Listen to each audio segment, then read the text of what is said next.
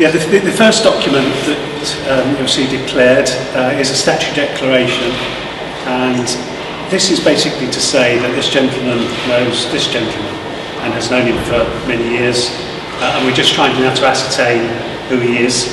So, you have the Bible. We do this on oath. Repeat after me. I swear by Almighty God. I swear by Almighty God that the contents of this declaration are true. If you'd like to read out the part of the declaration. I, Simon Faithful, of an artist and university lecturer, do solemnly and sincerely declare as follows. I am a British citizen under section 11(1), residing at... I have for 10 years and upwards known Martin John Callanan, formerly known as Martin John Callanan, who has executed the deed now produced and shown to be marked A, and whom I identify as the person referred to in the documents exhibited to this declaration. The passport now produced and shown to me and marked B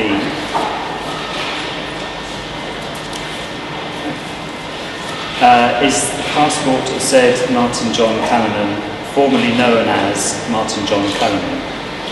I declare, as aforesaid, from my personal knowledge of the said Martin John Callanan and of his change of name, and I make this solemn declaration conscientiously believing the same to be true, and by virtue of the provisions of the Statutory Declaration Act 1835. That's okay, you're saying to sign now. Right.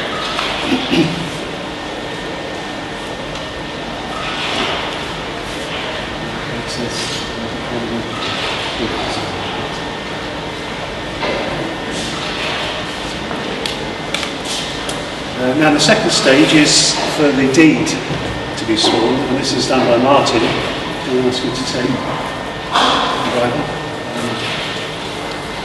This is your deed. I swear by Almighty God. I swear by Almighty God. That the contents of this deed. That the contents of this deed. Are true. Are true. This change of name deed, intended to be enrolled at the Central Office of the Royal Courts of Justice, made this 5th day of June in the year 2012, by me, the undersigned, Martin John Callanan, of 145 Weavers Way, London, NW1 OXG, now or lately called Martin John Callanan, marital status single, a British citizen under Section 11, Paragraph 1 of the British Nationality Act 1981. Witnesses and hereby declare on behalf of myself as follows. I absolutely and entirely renounce, relinquish and abandon the use of my said former name of Martin John Callanan, and assume, adopt and determine to take, to use, from the date hereof, the name of Martin John Callanan, in substitution for my former name of Martin John Callanan. I shall at all times hereafter, in all records, documents and other writings, and in all actions and proceedings, as well as in all dealings and transactions, on and in all occasions whatsoever, use and subscribe the said name of Martin John Callanan, as my name in substitution of my former name of Martin John Callanan, so relinquished as was said, to the intent that I hereafter be called known or distinguished, not by my former name of Martin John Callanan, but by the name of Martin John Callanan only. I authorise and require all persons at all times to designate and address me by the adopted name of Martin John Callanan. In witness whereof I have hereunto subscribed my adopted and substituted first names and surnames of Martin John Callanan, and also my said former first name and surname of Martin John Callanan, this day in the first year above written, notwithstanding the decision of Justice Facey in R.E. Parrott, Cox versus Parrott, the applicant desires the enrolment to proceed.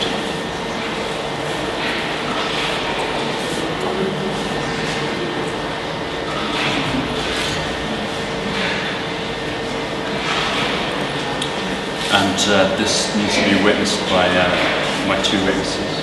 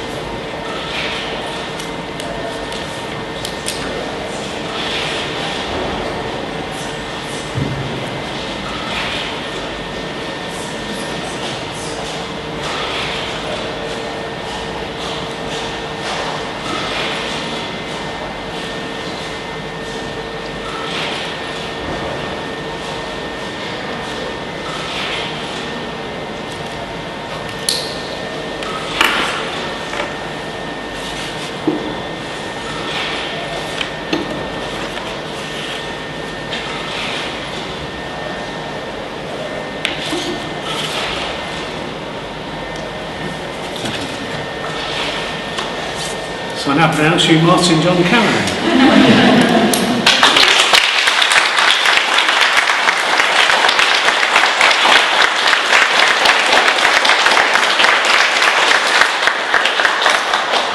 Thank you, everyone. The documents are now due to be enrolled in the